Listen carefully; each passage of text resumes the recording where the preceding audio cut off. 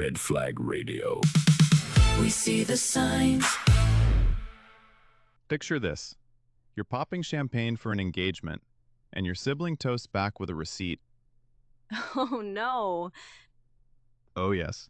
Today's story asks a question nobody wants to answer. Is there ever a right time to demand money back from family? And what happens when you pick the absolute worst one? We've got money, weddings, parents picking sides, and a Reddit post so spicy, the mods nuked it for being a revenge story. Somebody's fork is about to hit the plate. I'm Zoe. Welcome to Red Flag Radio. Okay, let's meet the cast. Our narrator, OP, is the reluctant family ATM. The bride-to-be is OP's sister, Queen of Borrow and Ghost. And the parents are professional peacekeepers who avoid conflict at all costs. And then there's the fiancé. Sweet, innocent fiancé. He just wanted bread rolls and a nice evening. He's the real victim of this story, and he doesn't know it yet. He thought he was getting a rom-com. He's an extra in a hostage situation. Now, stakes. This wasn't $50 for pizza. OP loaned his sister a big chunk of savings. Years ago. Emergency fund money. Not covered your Uber. We're talking friend's startup that never launched money.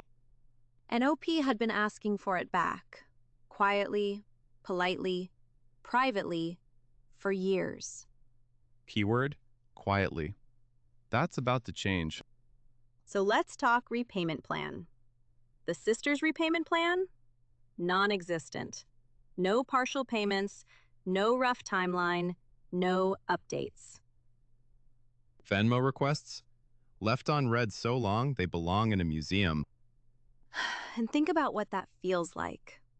Every ignored message quietly turns your savings into a gift you didn't know you were giving. You start wondering if you imagined the whole thing. And then, plot twist. The sister is planning an expensive wedding. Oh, here we go. Can't afford to pay you back, but can't afford a plated dinner for $150 and a chocolate fountain. Math is fake, apparently. And this is what really gets me. The wedding budget becomes the ultimate receipt. Every centerpiece is a line item that says, I had the money all along, I just didn't want to give it to you. Bills disappear. Catering gets a spreadsheet. And OP probably tried the nice way 5, 10, 20 times before this snapped. This wasn't a loan anymore. It was a subscription. Okay, set the scene. Wine glasses clinking, toasts flying, fiancé smiling, parents beaming, sister glowing, and OP sitting there holding a decision like a hot potato. One word. One word and the whole table flips. And then OP says it. You can hear the moment the fork hits the plate. OP names the debt, the amount, the years, publicly, in front of the fiancé, in front of the fiancé's family, in front of a waiter who absolutely deserves hazard pay. Sister, shock, then tears, then fury. Parents, horrified, not at the debt, at the disclosure. And the fiancé is processing in real time that he's marrying into something he didn't sign up for. You can almost see him trying to remember where the exits are. Poor guy. Now notice this. Nobody in that family is angry at the person who borrowed the money. They're angry at the person who said the money existed. The crime wasn't the debt. The crime was the subtitle. And the parents' verdict? OP is the asshole. Curtain. All right, let's talk about what's actually happening here, because there are 4 patterns tangled up in this dinner, and they're doing a lot of work. Buckle up. Pattern 1, financial exploitation. This is when a family member treats your money as a shared resource, but treats their money as private property. The loan in the sister's head was never a loan. It was a transfer she was emotionally exempt from repaying. Everyone rides for free, except the one who always pays the surge. Pattern 2, DARVO. DARVO. Deny, attack, reverse victim, and offender. Watch the sister. She denies the debt mattered, attacks OP for ruining the night, then repositions herself as the victim of OP's cruelty. It's a complete role swap, and it happens fast. She went from defendant to plaintiff in under 10 seconds. And the tell is this. Notice the conversation stops being about the money and starts being about OP's behavior. That pivot is the whole trick. Pattern 3. Family enabling and scapegoating. The parents don't side with the sister because she's right. They side with her because she's the golden child, and OP is the designated problem causer. That role was assigned years ago. Shooting the messenger is a family tradition. And here's the quotable piece. OP didn't create the conflict.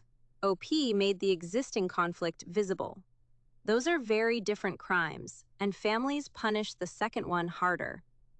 The parents aren't mad at the debt. They're mad at the spreadsheet. Pattern 4. Image management. The engagement dinner isn't a dinner. It's a stage. The sister isn't protecting a relationship. She's protecting a narrative. The in-laws were supposed to meet the polished version. OP handed them the raw footage. OP broke kayfabe. And in a family built on image, that's unforgivable.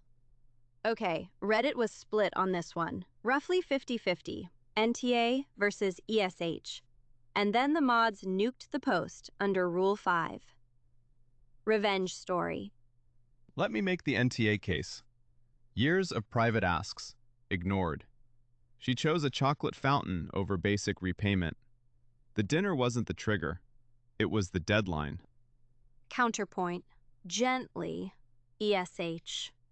OP is not wrong about the debt, but the engagement dinner hits the fiancé, who did nothing, and it makes repayment less likely, not more. Being righteous and being strategic are not the same thing. Righteous anger at a dinner is like bringing a protest sign to a picnic. You're right. Everyone's salad is ruined. But, and here I concede, there was no clean option. Every door OP had was booby-trapped by the family, years before this dinner even happened. And the Rule 5 label matters. Reddit's mods literally read this as a revenge story. That tells you how it lands, even if that's not how OP meant it.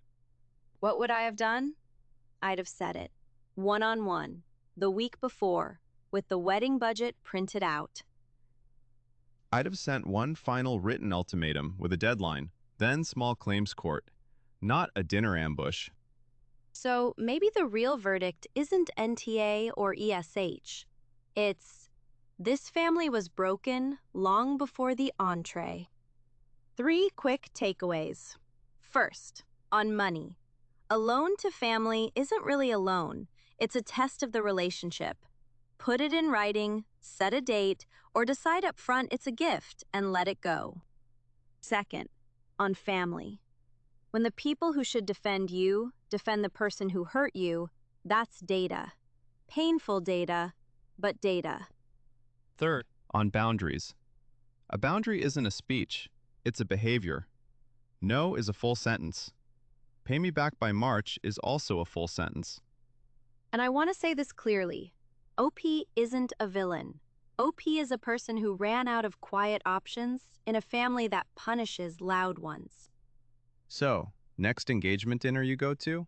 Bring a gift, not a receipt. I'm Zoe. I'm Marcus. This has been Red Flag Radio. Watch the flags, love the people. See you next week. Red Flag Radio. We see the signs.